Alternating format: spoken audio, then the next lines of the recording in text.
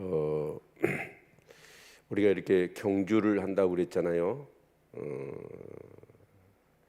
그래서 무거운 것과 얽매기 쉬운 죄를 벗어버리고 인내로서 우리 앞에 당한 경주를 경주한다. 근데 이 경주라는 게 토끼와 거북이처럼 누가 빨리 꼬린 지점에 도착하느냐, 이것은 세상의 경주입니다. 근데 우리가 믿음의 경주는 누가 빨리 도착하느냐, 거기에 답이 있지 않습니다. 안주하는 데 목적이 있는 것이죠. 그러면 안주하는 것이 뭘까요? 그냥 빨리 도착하면 되는 게 아니에요. 그래서 하나님이 그 안주하는 과정 속에서 우리에게 징계를 내리시죠. 그 징계는 뭐로 내리죠? 아버지가 아들을 벌을 내리고 매를 때리는 이유는 뭐예요? 사람 되라는 얘기잖아요. 그러니까 우리가 꼬린 지점에 도착하는 것은 어떤 장소에 빨리 도착하는 개념이 아니라 내가 사람이 되는 게 있어요. 하나님의 사람이 온전하게 되어지는 것, 이것이 경주의 목표인 것입니다. 그래서 우리는 그 경주할 때 누구를 바라봐야 돼요? 예수를 바라봐야 되고 또 예수를 생각해야 되잖아요. 결국은 뭐냐면 우리가 지향하는 목표는 어디냐면 어떤 장소적인 개념이기도 하지만 사실은 바로 우리가 온전한 하나님의 사람이 되어지는 데 있다라는 것입니다. 그렇지 않고 빨리 도착하는 것이 목적이라고 한다면 하나님이 왜 우리를 징계하시겠습니까? 그 징계하는 것은 정말 우리의 모든 그런 군 더덕이 같은 것들 다 떼어버리고 얽매이고 씌운 죄를 벗어버려서 온전히 이제 하나님의 사람으로 하나님의 말씀을 따라 살아가고 그 통치 아래 온전히 거하는 그런 삶을 살아가는 데 있다라는 것입니다. 그런 연계석상에서 오늘 본문의 말씀도 우리가 이해해야 할 것입니다. 그래서 14절의 말씀을 보면 모든 사람으로 더불어 합평과 거룩함을 쫓으라. 이것이 없이는 아무도 주를 보지 못하리라. 여러분, 주를 보지 못한다, 엄청난 이 가격한 언어를 쓰고 있죠.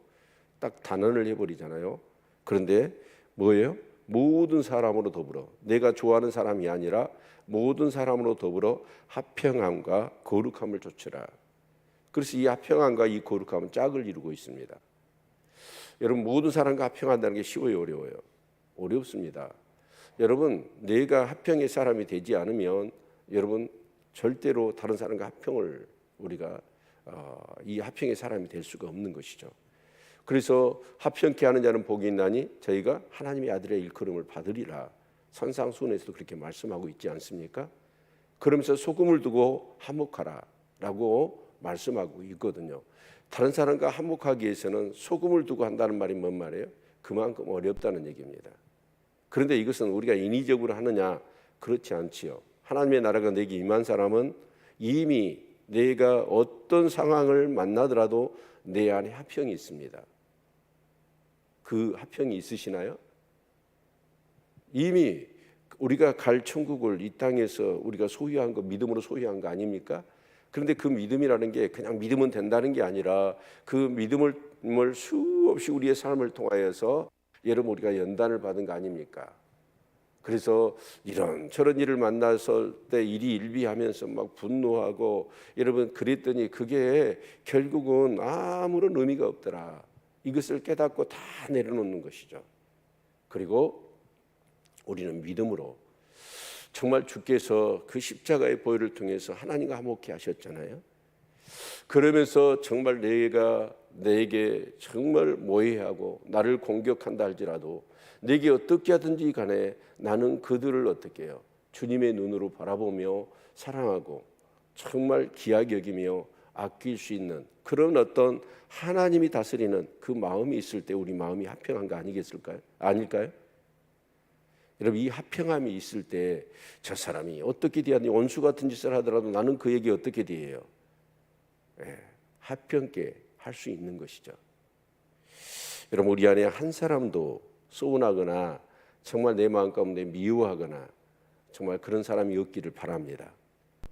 모든 사람을 바라볼 때 귀하고 소중하고 아름답고 사랑스럽고 그런 마음으로 바라볼 수 있기를 바랍니다.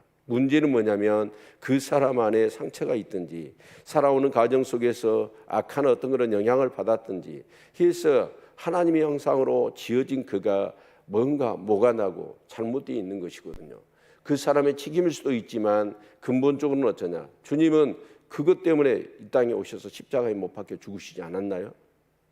그렇기 때문에 우리는 그런 사람들에 대해서도 온전히 합평케 하는 직분을 감당해야 할 줄로 믿습니다. 그리고 이 거룩함은 뭡니까? 여러분, 주님을 닮는 겁니다.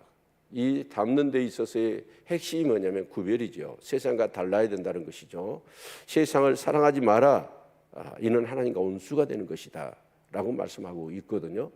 여러분, 세상을 사랑하면 스스로 하나님과 원수되는 것을 자처하는 길입니다. 그래서 세상을 사랑하지 않냐고 우리는 누구를 사랑해야 돼요? 하나님을 사랑해야 됩니다. 이런 마음들이 화평함과 이 거룩함이 짝이 이루어져서 내 안에 늘 작동해야 합니다. 그러기 위해서는 우리가 정말 성령의 충만함을 받아야 되고 끊임없이 내 안에, 여러분 뒤에 나오지만 이 쓴뿌리들이 우리 안에 돌아나거든요. 여러분, 정말 우리가 은혜의 그 영혼의 닻을 그리스도께 내려야 되고 예수를 깊이 생각해야 되는지, 여러분 그렇지 않으면 우리는 이 화평과 거룩함을 온전히 이룰 수 없고, 그것이 이루어지지 않는다면 주를 볼 수 없다, 하나님 나라에 들어갈 수 없다라는 것입니다. 그리고 여기 15절부터는 두려워하라는 말이 3개에 걸치더라고요. 너희는 돌아보아 하나님의 은혜에 이르지 못하는 자가 있는가 두려워하고, 첫 번째죠, 하나님의 은혜에 이르지 못하는 자가 있는가 두려워해라. 이것은 특별히 교회 공동체라고 하는 공동체 안에 주신 말씀 같아요. 그래서 우리 중에 하나님의 은혜에 이르지 못하는 자가 혹시 있을까 두려워해라. 두 번째로, 또 쓴뿌리가 나서 괴롭게 하고 많은 사람이 이로 말미암아 더러움을 입을까 두려워해라. 쓴뿌리가 나서 괴롭게 하고 많은 사람이 이로 말미암아 더러움을 입을까 두려워하라. 세 번째는 음행하는 자와 혹 한 그릇 식물을 위하여 장자의 명분을 판 예수와 같이 망령된 자가 있을까 두려워하라. 이 3가지를 얘기하고 있습니다. 여러분, 첫 번째로 하나님의 은혜에 이르지 못하는 자가 있을까 두려워해라. 여러분, 하나님의 은혜가 뭐죠? 호의고 간섭이잖아요. 그래서 정말 우리가 은혜가 있어야, 그래서 오늘 말씀의 결론이 은혜를 받자라는 건데, 은혜가 말라버리면 어떻게 될까요? 은혜가 말라버리면 그냥 도루묵이 되는 거예요. 옛날 상태로 돌아가는 거예요. 나를 그래도 믿음으로 이끌고 믿음의 삶을 살아가며 끊임없이 화평함과 거룩함을 쫓을 수 있도록 우리 안에서 정말 작동하는 것이 있다면 은혜입니다. 근데 여러분, 은혜에 이르지 못하게 되면 어떨까요? 여러분, 옛 상태로 그냥 돌아가 버려요. 교회는 다니고 신앙생활을 하지만 정말 나를 주도하는 게 하나님이 아니라 바로 내 자신이고 세상적인 욕망이 나를 이끌어버리기 때문에 그렇습니다. 이 쓴뿌리도 마찬가지죠. 우리가 풀을 뽑잖아요. 특히 쓱 같은 경우는 이 뿌리가요, 저도 하단에서 간혹 이렇게 풀을 매거든요. 매는데 쑥을 뽑으면 어째요? 그 쓴뿌리를 제거하지 않았기 때문에 또 쑥이 나옵니다. 우리 안에 정말 예수를 믿고 완전히 우리가 제사함을 받았지만 우리 안에 쓴뿌리가 있어요, 없어요? 여러분, 옛 습관, 죄의 습관들이 우리 안에 남아있거든요. 타락한 본성이 아직도 남아있거든요. 그래서 그것들이 어째요? 다 된 것 같았는데 어느 날 또 스물스물 올라와서 나를 확 잡아버리고 주도해버리지 않습니까? 그래서 우리는 늘 어떻게 해요? 정말 그 쓴뿌리를 뽑아야 되고 계속해서 우리는 어째요? 하나님의 은혜를 받아야 하는 것이죠. 그리고 음행하는 자와 혹 한 그릇 식물을 위하여 장자의 명분을 판 일사같이 망령된 자가 있을까 두려워하라. 여러분, 이 예수의 경우를 놓고 보면 예수가 결국은 장자의 명분이 얼마나 소중한지 몰랐지요. 무지했었지요. 그런데 야곱한테 완전히 장자의 명분을 빼앗고 나서 나를 축복해달라라고 할 때 이삭이 어떻게 해요? 더 이상 없다는 거예요. 여러분, 무지, 영적인 무지. 여러분, 정말 이 장자의 명분 예수 그리스도를 통하여 하나님의 자녀된 이 엄청난 축복이 얼마나 소중하고 그 예수 그리스도를 통하여 우리에게 주신 하나님의 이 이 나라의 백성의 자녀의 구원의 은총이 얼마나 소중한가, 세상에 그 어떤 것보다도 귀하다는 사실을 여러분 늘 잃지 않아야 합니다. 그래야 팥죽 한 그릇에 세상적인 것, 여러분 이따가 없어질 썩어질 것에 여러분 이런 모든 것을 팔지 않을 수 있다는 거예요. 그래서 이런 사람이 있는가 혹시 두려워해라. 있다면 어떻게 해야 될까요? 그 사람을 찾아가서 권면하고 위로하고 또다시 복음을 들려주고 하나님의 말씀을 통하여 그들을 새롭게 하는 것, 이것이 바로 교회에 주어진 그런 어떤 사명이다 할 수 있을 것입니다. 그리고 이제 18절 보면 이 그 옛 언약을 받을 때 시내산에서의 그런 모습을 이렇게 떠올리고 있죠. 그때 하나님의 말씀이 임하니까 여러분 흑운 또 뭐죠? 흑암, 폭풍, 나팔 소리, 그러면서 하나님의 음성이 들리니까 이스라엘 백성들이 벌벌벌 떨었잖아요. 그래서 모세한테 당신이 하나님 말씀 듣고 우리한테 전해주라. 우리 그 말씀 계속 듣고 있다가 우리가 죽을 것 같다. 그래서 모세도 올라갈 때 어때요? 얼마나 두려웠겠어요? 두려웠잖아요. 자, 그것이 바로 옛 언약의 모습 아닙니까? 그런데 22절 보면 그러나 너희가 이른 곳은 시온산과 살아계신 하나님의 도성인 하늘의 예루살렘과 천만 천사와 하늘에 기록한 장자들의 총회와 교회와 만민의 심판자이신 하나님과 및 온전케 된 의인의 영들과 새 언약의 중보이신 예수와 및 아벨의 피보다 더 낫게 말하는 뿌린 피니라. 그러니까 구약의 옛 율법에 의해서도 이렇게 사람들이 무서워하고 그 율법을 범하면 죽었잖아요. 그런데 그 옛 율법보다도 훨씬 더 여러분 정말 탁월하고 효과적이고 능력 있는 새 언약, 바로 예수 그리스도를 통하여 성령을 통하여 우리에게 주어진 이 복음의 이 모든 것, 그래서 아벨이 뿌린 피보다도 더 강력한 정말 예수의 보혈의 피가 뿌려졌는데, 그런데 그 복음을 등한히 여기면 어떻게 되겠느냐라는 얘기를 하는 것입니다.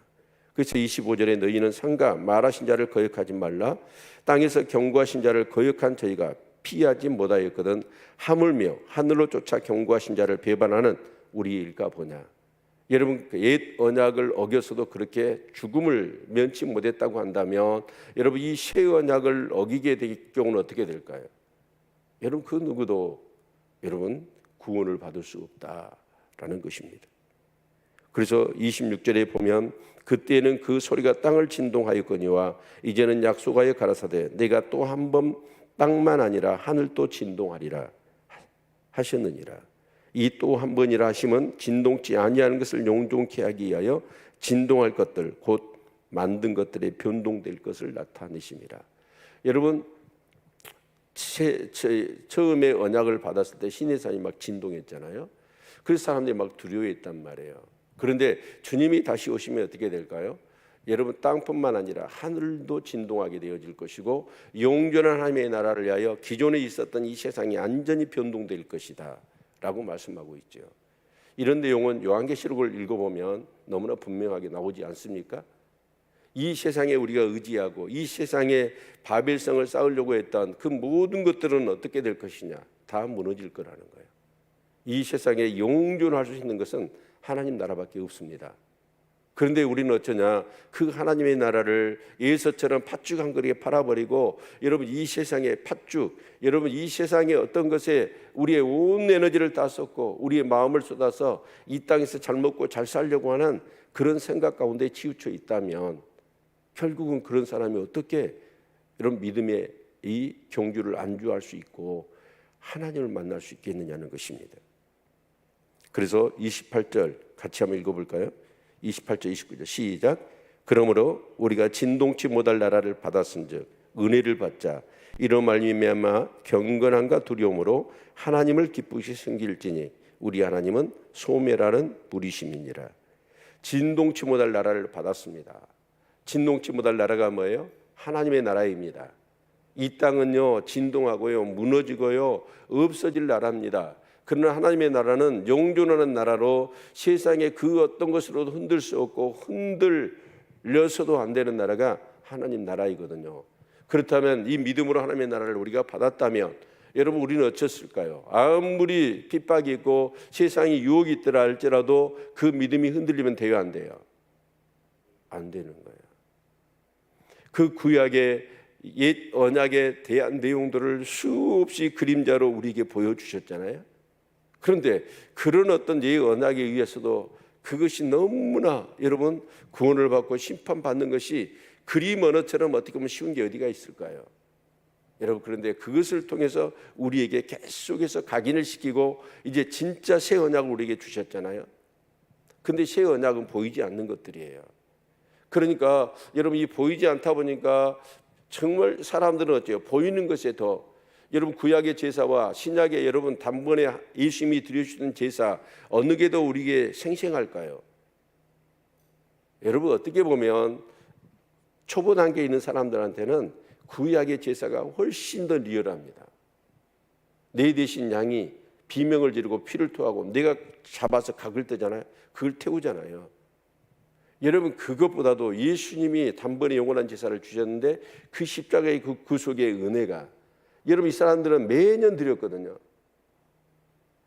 그런데 그 구약에 여러 가지 의식이 있어서 여러분 제사를 드리고 막 제사장이 여러분 의복을 입고 막 그렇게 하는 그런 것들이 훨씬 더 사람들한테 뭔가 피부적으로 와닿지요. 여러분 신약의 새 언약의 예수님이 단번에 십자가에 죽으신 그것이 여러분 정말 우리에게 계속 흘러 넘치게 하시는 분이 누굽니까? 성령님이죠. 여러분 구약의 짐승의 제사와 우리 예수님이 드린 제사는요 비교할 수 없는 것인데, 사실은 초보 단계에 있는 사람, 영적이지 않은 사람들은 여러분 정말 이 구약의 제사가 훨씬 더 리얼할 것입니다. 그러나 영의 사람은 어떻습니까? 늘 예수 그리스도를 생각하면서 그 십자가의 그 구속의 은혜가 내 안에서 정말 살아있는 피처럼 내 의식을 감싸고 있는 거죠. 그러니까 우리는 그 구원의 은총 가운데 젖어 있는 거고, 그 은혜에 합당한 삶을 살려고 끊임없이 내 안에서 믿음이 역사하는 거 아니겠습니까? 이런데 이런 것이 있는 사람들이 여러분 정말 흔들리지 않을 수 있는 하나님의 나라를 우리가 받았는데, 여러분 세상에 유혹이 온다고 여러분 정말 세상에 환난과 핍박이 있다고 흔들리면 되겠느냐는 거예요. 여러분 그럴 수 없느니라. 흔들릴 수 없습니다. 지금 히브리서 수신자들은 어떤 사람이에요? 흘러 내려간 사람들이에요. 믿다가 엄청난 핍박이 있으니까 낙심된 사람들이에요. 그런 사람을 대상으로 이 히브리서를 기록하고 있잖아요. 우리가 신앙생활을 오래 하다 보니까 이게 신앙생활이 정말 이렇게 뭔가 매너리즘에 빠져가지고 은혜를 정말 우리가 상실해버리면 어떻게 되느냐. 여러분 이 보이지 않는 것들 이게요 아무것도 아닌 것 같아 버려요. 예수님의 십자가도 우리가 믿음이 있어야, 성령이 오신 것도 믿음이 있어야 그 역사가 일어나는 것이죠. 그래서 그러기 위해서는 항상 우리가 은혜를 받아야 되죠. 은혜가 말라버리면 모든 것이 말짱 도루묵돼 버립니다. 그래서 여러분 오늘 저와 여러분이 있어서 가장 중요한 게 뭐예요? 은혜를 받아야 돼요. 하나님의 은혜가 생수가 되어서 내 심령 가운데 강물처럼 파도처럼 늘 넘치기를 소망합니다. 은혜가 있어야 정말 하나님을 예배하고 싶고 기도하고 싶고, 은혜가 있어야 말씀대로 살고 싶고, 은혜가 있어야 여러분 정말 믿음의 삶을 살 수 있는 것이죠.